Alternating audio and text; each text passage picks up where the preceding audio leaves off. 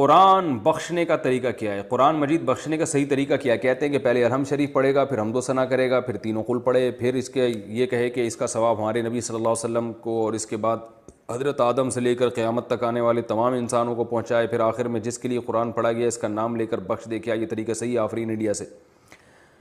دیکھیں، قرآن بخشنے کا کوئی مخصوص طریقہ صحابہ سے ثابت نہیں ہے. صرف اتنا ثابت ہے کہ نبی صلی اللہ علیہ وسلم نے صدقہ کرنے کا حکم دیا ایک صحابیہ کو کہ وہ اپنی ماں کے لیے صدقہ کریں.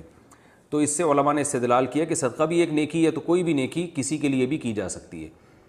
تو بہتر تو یہی ہے کہ جس چیز کا حدیث میں صراحتاً ذکر ہے اسی کو فالو کریں، یعنی صدقات و خیرات کیا کریں میت کے لیے. لیکن کوئی قرآن یا کوئی اور نیکی پڑھ کے بھی اگر ایصال ثواب کرنا چاہتے ہیں تو بھی ٹھیک ہے. اس کا کوئی خاص طریقہ نہیں ہے، بس دل میں نیت کر لیں کہ اللہ اس کا ثواب فلاں کو پہنچے.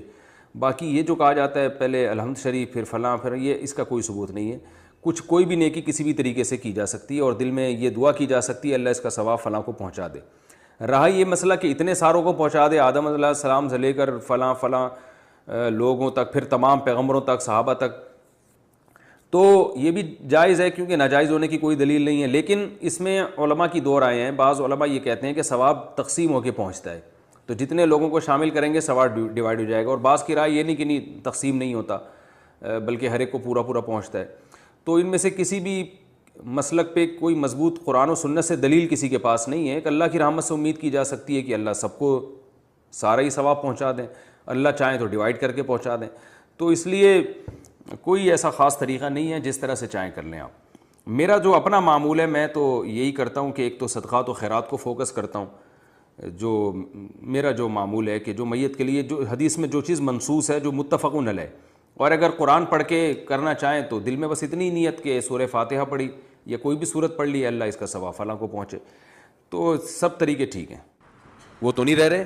مجھے والد صاحب کی موت پہ جو سب سے بڑا جھٹکا لگا تھا، میرے والد صاحب گھر بنا کے فارغ ہوئے تھے، اوپر پورشن بنا دیا نیچے کہ بھائی اب 63 سال ان کی عمر تھی، اچانک اٹیک ہوا، انتقال ہو گیا.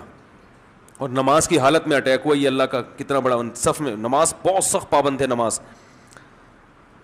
تو جس دن ان کا، ہم نے تو رات 12 بجے انتقال ہوا، فجر میں ان کو ہم جلدی دفنانے کے قائل ہیں. اسلام یہی کہتا ہے نا.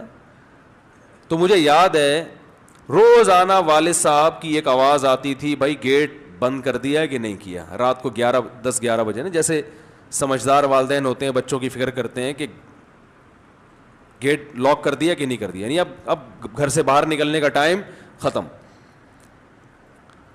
روزانہ وہ چیک کرتے تھے، نہیں ہوتا تو ڈانٹ پڑتی تھی. ان کا حق تھا کہ بھائی گھر بنایا میں نے تو محفوظ ہے یا نہیں، آپ سب اندر آ گئے ہو، باہر آوارہ گردی تو نہیں کر رہا کوئی. تو رات 12 بجے ان کی ڈیتھ ہوئی ہے. صبح فجر میں ہم نے دفنایا. اگلے دن رات کو والد صاحب کی آواز، بولو بھائی، نہیں یار آواز نہیں. ہم اس آواز کو سننے کو دل چاہ رہا تھا. کوئی ہم سے کہے کہ گیٹ بند کر دیا کہ نہیں کر دیا. جو والد صاحب کا کمرہ تھا، جو ہم 30 سال سے دیکھ رہے تھے، ایک کمرہ مشہور تھا ابو کا کمرہ، اکیلے سوتے تھے نا، وہ فوجی آدمی تھے، ان کی نیند میں کوئی خلل برداشت نہیں کرتے تھے. ٹائمنگ تھی سونے کی اٹھنے کی ان کی. تو ایک کمرہ ہم نے ان کے لیے خود انہوں نے رکھا ہوا تھا، بھائی یہ میرا کمرہ ہے، یہاں مجھے کوئی ڈسٹرب. تو والد صاحب کی الماریاں، اس میں والد صاحب کا ایک بستر تھا. تو والد صاحب اگلے دن کیا ہوا ہے کہ وہ کمرہ خالی. تو جب ہم نے اس کمرے کی شفٹ وہ چینج کیا، اس کی سیٹنگ، تو یعنی ایک عجیب سی کیفیات تھی، وہ بیان کرنے کے قابل نہیں. انسان کو عبرت کے دنیا میں اللہ نے بہت سارے نمونے دکھائے ہیں. بھائی یہ کسی کا، یہ دنیا بڑی بے وفا ہے، خدا کی قسم. ایک سیکنڈ میں منہ پھیرتی ہے. یہ جس نے بنایا، جس نے انویسٹ کیا، ٹھیک ہے ان کی نیت یہ تھی ہمارے لیے نیت، لیکن اگر ایک آپ کے لیے اتنا ہے تو خود بھی تو رہنے کا حق بنتا ہے کہ نہیں بنتا؟ دنیا نہیں مانتی. زندگی سے بڑی بے وفا چیز دنیا میں اللہ نے پیدا نہیں کی ہے. اور یہ بار بار قرآن کہہ رہا ہے متاع الغرور، دھوکے کا گھر، دھوکے کا گھر، دھوکے کا گھر.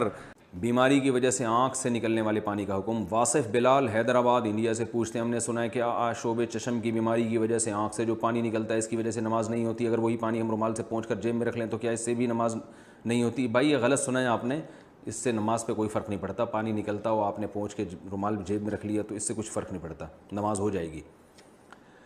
کاشف علی ہری پور سے پوچھتے ہیں محض ایصال ثواب کی غرض سے اپنے مرحوم والدین کا 40واں منانا یا برسی منانا اور اس میں قرآن شریف کا ختم کروانا اور دعا کروانا کیسا ہے، اس کا شرعی حکم بتا دیں۔ بھائی یہ بدعت عمل ہے، جائز نہیں ہے، شریعت میں جن چیزوں میں اجتماع نہیں ہے ان میں اجتماع ناجائز ہے۔